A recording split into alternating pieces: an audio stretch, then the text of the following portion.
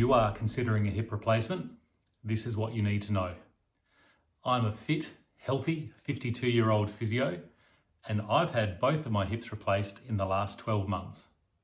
Even with 30 years experience treating patients with hip osteoarthritis, living with the pain and then going through the surgeries myself taught me more than my professional career ever could. In today's video, I want to help you answer 3 key questions. Number 1, how do you know when it's time to go ahead with your hip replacement? Number 2, in the meantime, how do you keep strong, mobile, and keep sane? And number 3, what's it actually like on the other side of the operation?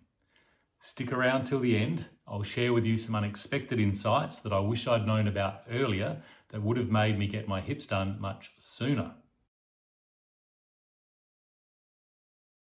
When is the right time? If you are watching this, then the chances are your hip or your hips are not just giving you trouble, they're running or maybe even ruining your life.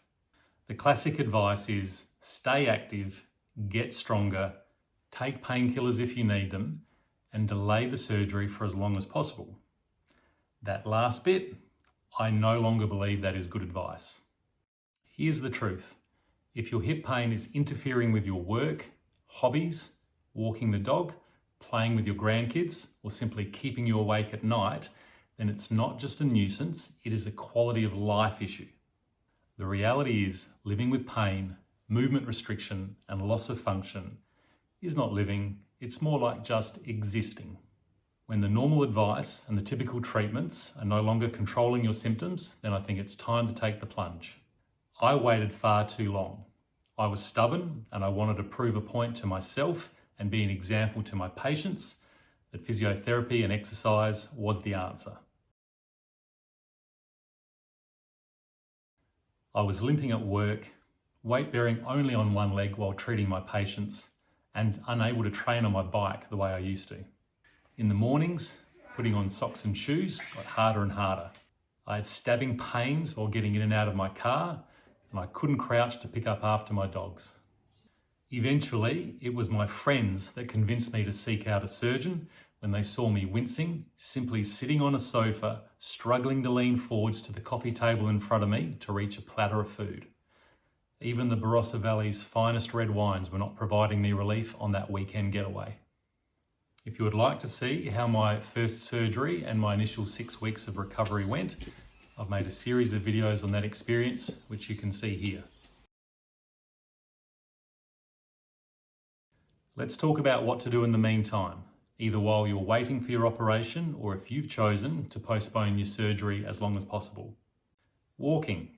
Yes, this is great advice. Walking is the most fundamental form of human movement and exercise, and you simply must keep up with your walking. Just keep it level. If you live in a hilly area, then drive to the nearest flat park. Walking up and down hills could really strain the joints, the muscles, and the tendons. If walking is provocative, then you may need to take shorter walks, take some breaks during your walks, or maybe spread your walks out more during the week. Cycling. Cycling is non-impact, joint-friendly, and great for cardio. Cycling can help you build strength around your gluteal muscles, quadricep muscles, and hamstrings, and this is great news for an arthritic hip. Cycling is my main form of exercise, and I ride pretty hard, about 200 kilometres per week. Cycling kept me sane while I was struggling with other activities of daily living. Yes, I had to modify things. No more riding in the drop bars, and I had to find inventive ways to get on and off my bike. Golf. If you're walking the course, golf is great. If you're taking a cart, then you won't benefit nearly as much. But if your swing is more of a hack and twist rather than a smooth rotation, then you may aggravate your hips. My advice is to leave the grip it and rip it to the 20-year-olds and instead focus on a smooth and relaxed swing. Don't worry about losing distance. Short and straight is always better than long, wayward, and painful. I also found some simple tech that helped me get around the course. I've used this ball grabber on the end of my putter to pick up the ball from the cup. Very useful. I even tried one of these tee-up devices. That one was maybe more hassle than it was worth. Swimming. Obviously, swimming is zero impact, is a whole body workout, but it is nowhere near as convenient as walking and bike riding. Getting to and from the pool, dealing with chlorine, lane sharing, there are definitely a few more barriers to success here. I was never a big fan of the pool because I float like a rock, and my primary school swimming instructors used to yell at me for this. Not fond memories, but if you love swimming, go for it. Stretching. You'd think that stretching stiff hips should help, and early on, it can. But once the arthritis is advanced, then forcing joint range of motion can stir things up significantly. Over the last few years, stretching just made things worse for me. It felt good at the time, then awful later. I stopped my vigorous stretching, and then I stopped having these flare-ups. A better option is to find exercises and activities where you are moving through a comfortable range, maybe approaching the end of range, but not pushing the limits too far. Yoga. Yoga is brilliant in theory and has so much going for it. It can help with flexibility, strength, functional movement patterns, and is great for mental health and mindfulness. In practice, it can cause problems if your instructor doesn't modify poses for your condition. Deep hip stretches and prolonged holds flared me up every session. I eventually gave up on yoga because I would leave the class feeling worse than when I arrived. Weight training. I've lifted weights since my teenage years and I'm a big fan. I have my own home gym with Olympic barbells and adjustable dumbbells. Weight training builds muscle, strengthens bones and fights frailty. It adds life to years and years to life. I believe that you should be incorporating this type of resistance training to the greatest degree possible. But leading up to my surgeries, some of my favourite lifts, particularly squats and deadlifts, became too awkward and too painful. I had to reduce my range of motion and the weight on the bar so much that these exercises just stopped being useful. Post-op though, I'm back in the gym and loving it. Medication and injections. I'll keep this short. Talk to your doctor, obviously. They are the best placed health professionals to advise you on pharmaceuticals. But my take? Don't mask symptoms with painkillers and anti-inflammatories just to keep pushing through. That is not a win. Be aware that although the best known medications are generally safe and well tested, they can have unwanted side effects and stir up other medical problems. I avoided painkillers and anti-inflammatories up until the last 6 months, and then I really needed them just to function at all. I tried cortisone injections too, both into the bursa on the side of my hip, which helped a little, and also directly into the joint, which did nothing at all. And that second injection, let's just say it's a very scary proposition with a big long needle heading for a very sensitive area. The real decision point. For me, the ultimate tipping point was the night pain. Waking every 30 minutes, needing to stuff pillows under my knees and between my knees for relief, groggy mornings and brain fog. Once your sleep quality disappears, your body and brain lose their recover and restore ability.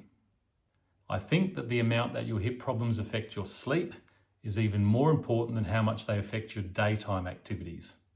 Inability to sleep well is a big alarm bell. Why wait as long as you can might be poor advice.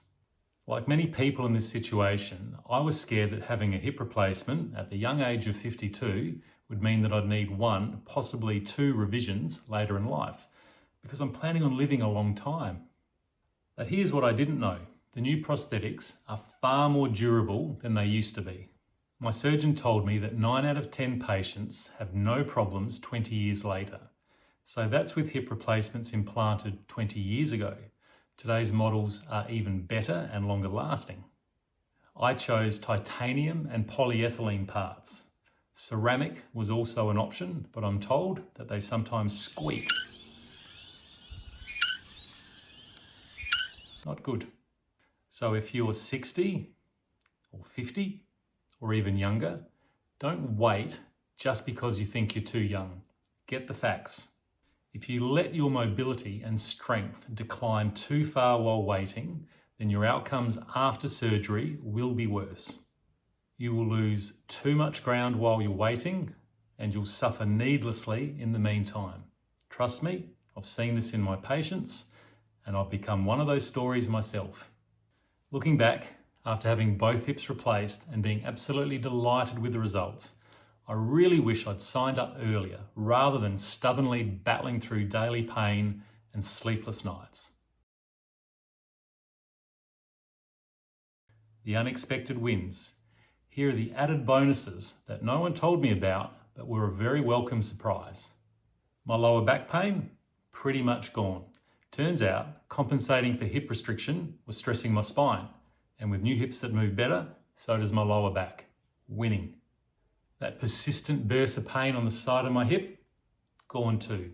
A better hip movement and a more normal walking pattern means a happy bursa. Winning.